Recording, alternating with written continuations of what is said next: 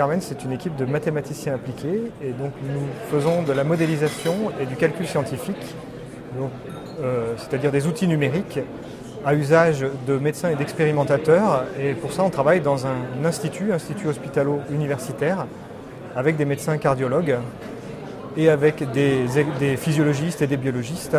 Et donc notre objectif, c'est de leur fournir un outil de travail, de travailler avec eux, d'échanger, d'approfondir la connaissance qu'ils ont des pathologies cardiaques électriques, de fournir des outils de travail pour les médecins et pour les biologistes, de travailler en harmonie avec eux. Sur l'animation qui est ici, vous voyez un potentiel d'action cardiaque, donc une vague électrique qui se propage dans une oreillette.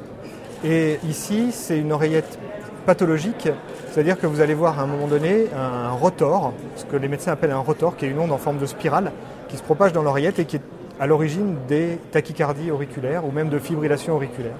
Donc une maladie grave traitée par les médecins de Bordeaux. Je pense qu'il peut y avoir un intérêt de deux manières différentes.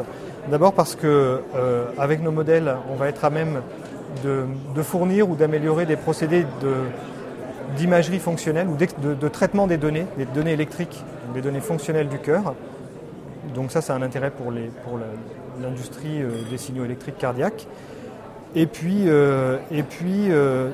nos outils de simulation peuvent aussi servir d'outils pédagogiques. Donc là, je pense à des applications de type Serious Game, par exemple, de type pédagogique qui peuvent aussi être intéressants pour l'industrie du Serious Game, typiquement.